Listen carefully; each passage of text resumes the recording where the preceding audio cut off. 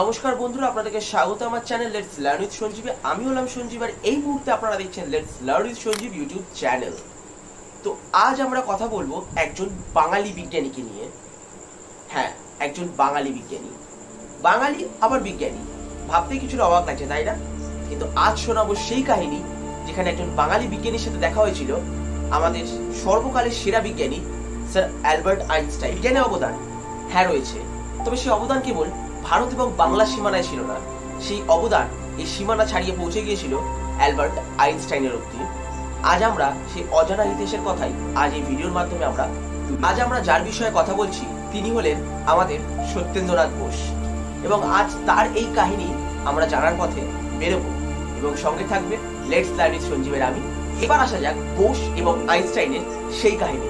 1924 সালে বোস একটি নতুন গবেষণাপত্রের প্রস্তাব দেন, যেখানে তিনি বলেন যে আলোর কণাগুলো পৃথকভাবে নয় বরং গোষ্ঠীবদ্ধ হয়ে একটি নির্দিষ্ট নিয়ম মেনে চলে, যেটা সেই সময়কার ক্লাসিক্যাল তত্ত্বের সাথে মিল। 1924 সালে স্যার সত্যেন্দ্রনাথ বোস অ্যালবার্ট আইনস্টাইনের কাছে একটি গবেষণাপত্র পাঠান, যেখানে তিনি ফোটন কণার পরিসংখ্যানগত স্বভাব সম্পর্কে একটি আলোচনা করেন।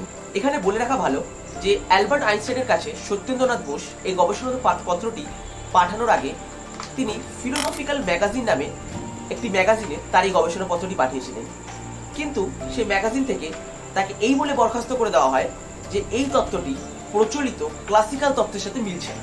কিন্তু কথায় বলে যে হিরে চেনার জন্য জহুরির চোখ অত্যন্ত প্রয়োজন।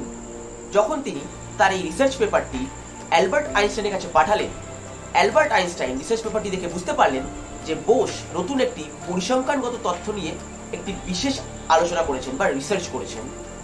তারপর থেকে এটিকে অ্যালবার্ট আইনস্টাইন স্বীকৃতি দিলেন এবং তবে থেকেই এটা বোস আইনস্টাইন তত্ত্ব নামে আমাদের কাছে পরিচিত।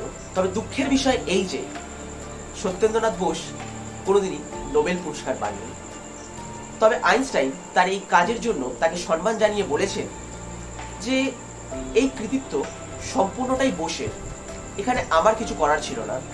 আমি এখানে একটি মাত্র কাজ করেছি, সেটা হলো এই রিসার্চটাকে পুরো বিশ্ববাসীকে জানিয়েছি।